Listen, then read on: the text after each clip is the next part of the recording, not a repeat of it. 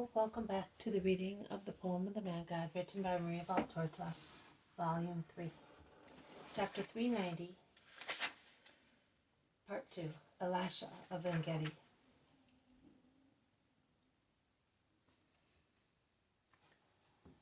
They climb up a narrow, troublesome path.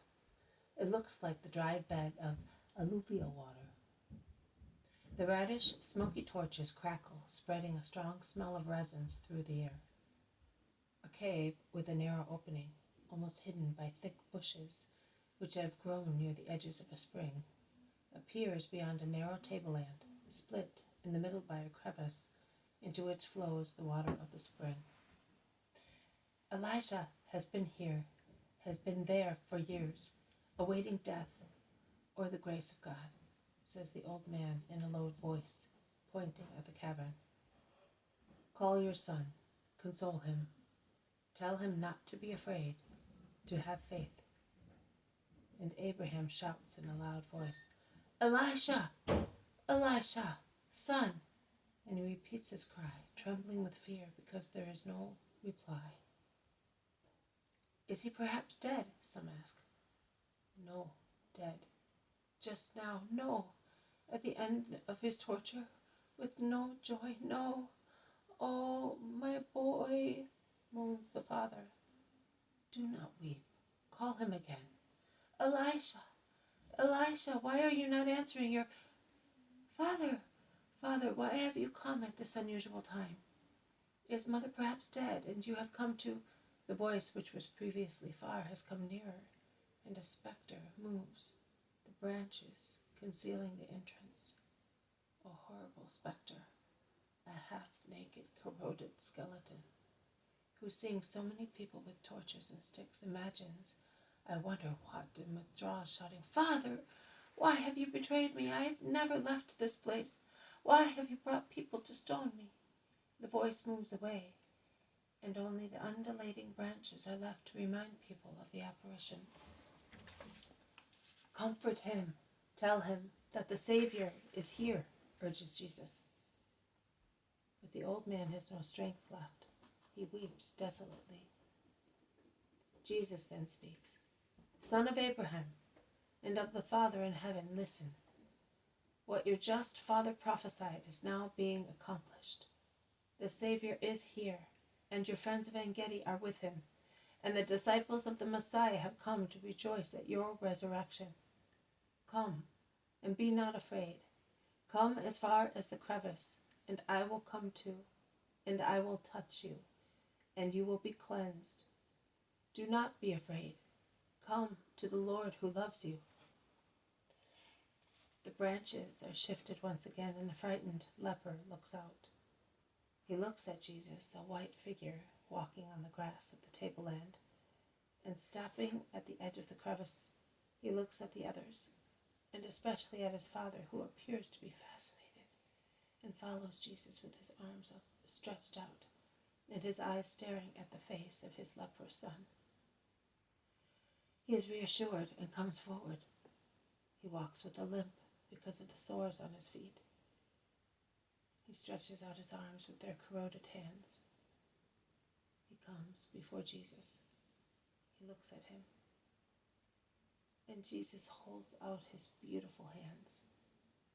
He raises his eyes to heaven. He gathers. He seems to be gathering within himself all the light of the infinite stars, shedding its pure brightness on the impure, putrid, corroded flesh that looks even more dreadful in the red light of the burning branches, which people are waving to give more light. Jesus leans over the crevice. With the tips of his fingers he touches the lips, the tips of the leper's fingers, and says, I want it, with such a beautiful smile that it cannot be described. He repeats, I want it, twice more. He prays and commands with that word. He takes one step back, opening his arms crosswise, and says, and when you have been cleansed, preach the Lord, because you belong to him. Remember that God loved you so that that you might be a good Israelite and a good son. Your very bitterness has been cancelled. Bless the Lord and be happy. He then turns round and says, You, with torches, come forward and see what the Lord can do for those who deserve it. He lowers his arms. As open and covered by the mantle, they prevented people from seeing the leper, and he moves aside. The first cry is from the old man kneeling behind Jesus. Son, son, you are as handsome as when you were 20 years old, and just as healthy. Handsome. Oh, you are more handsome now. Oh, a board, a branch, something that I may come to you. And he is on the point of rushing forward. But Jesus holds him back. No, joy must not make you infringe the law. He is to be purified first. Look at him. Kiss him with your eyes and with your heart. But be strong now, as you have been for so many years. And be happy. In fact, this is a complete miracle. It not only cured, but it restored what had been destroyed by disease. And the man, about 40 years old, is as whole as if he had not suffered from any disease. He is only very thin, which gives him an ascetic fineness, which is not common but supernatural. He waves his hands, kneels down, and blesses. He does not know what to do to tell Jesus that he thanks him. At last he sees some flowers among the grass. He picks them, kisses them, and throws them beyond the crevice at the Savior's feet. Let us go. You people of Engedi, stay here with your head of the synagogue. We will go towards Masada. But you don't know. You cannot see. I know the way.